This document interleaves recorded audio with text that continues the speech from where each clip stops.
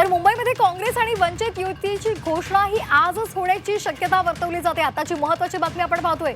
मुंबईमध्ये काँग्रेस आणि वंचित युतीची घोषणा आज होण्याची शक्यता आहे आणि त्यामुळे कशा प्रकारचं हे जागा वाटप असेल, कसा फॉर्म्युला असणार आहे हे पाहणं अतिशय महत्त्वाचं आहे।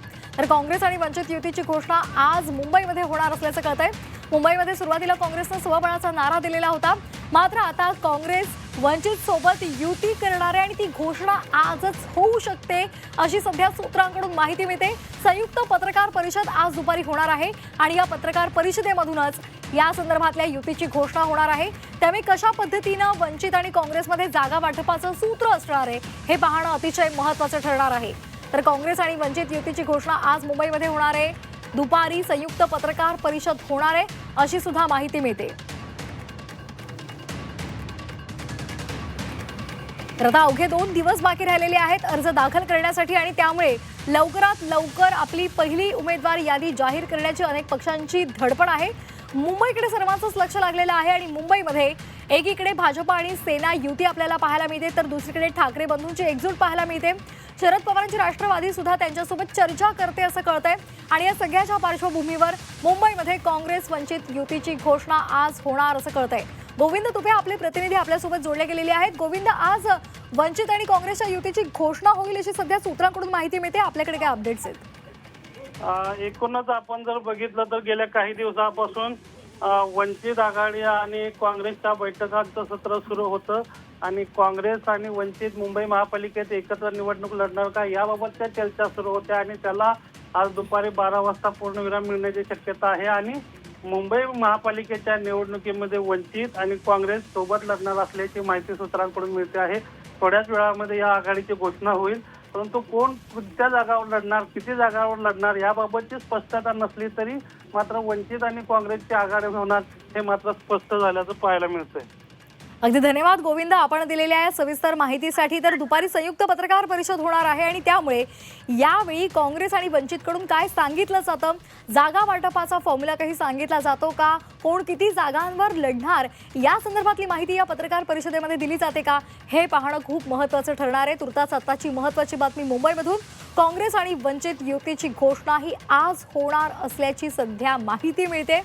त्यामुळे आता दुपारी जी पत्रकार परिषद होणार आहे, संयुक्त पत्रकार परिषद होणार आहे, त्याकडे सर्वांच्याच नजरा लागल्या।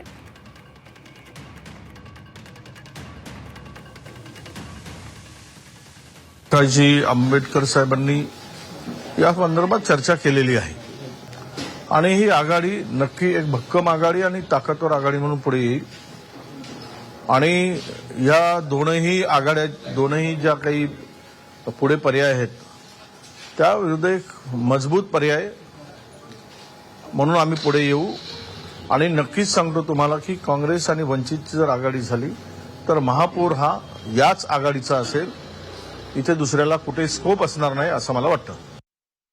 आपल्यासोबत फोनच्या माध्यमातून जोडले गेलेले आहेत वंचितचे नेते सिद्धार्थ मोकळे। सिद्धार्थजी, आपण पाहतोय आता आमच्याकडे जी महत्त्वाची माहिती आलेली आहे त्यानुसार आज काँग्रेस आणि वंचितच्या युतीची आजच घोषणा होणार आहे। काय तुम्ही नेमकी माहिती द्याल आणि कशा पद्धतीचं तुमचं जागा वाटपाचं सूत्र आहे? जागा वाटपाचं सूत्र तर आता आमच्या वतीने ज्यांनी बोलणी केली, ज्यांच्या नेतृत्वात ही बोलणी झाली ते डॉक्टर धैर्यवर्धन कुणकर आणि काँग्रेसचे प्रदेशाध्यक्ष हर्षवर्धन सपकाळ हे तिथे जाहीर करतील। पण जसं मी कालच्या पत्रकार परिषदेतही म्हणालो होतो की अतिशय सकारात्मक पद्धतीनं आमची बोलणी सुरू होती, ती बऱ्यापैकी आता त्या सगळ्या गोष्टींना शेप आलेला आहे आणि आज या टप्प्यावरती आम्ही दुपारी पत्रकार परिषदेत ही मुंबई महापालिकेसाठीची युती घोषित करत आहोत। मुंबई महापालिकेत आम्ही काँग्रेस आणि वंचित बहुजन आघाडी एकत्र लढायचं ठरवलेलं आहे। जागा वाटप कसं काय असेल ते आज पत्रकार परिषदेत आपल्याला कळेलच, मात्र हे निर्णय झाला आहे आणि त्यावरती शिक्कामोर्तब करून आज आम्ही तो निर्णय जाहीर करतोय। अगदी सिद्धार्थजी, वंचित किती जागांसाठी मुंबईमध्ये आग्रही होती त्या संदर्भातली काही माहिती देऊ शकाल का? आम्ही 70 जागांची यादी काँग्रेसला दिली होती, त्यातल्या 20 जागा या नॉन निगोशिएबल होत्या आणि 50 जागा या निगोशिएबल होत्या।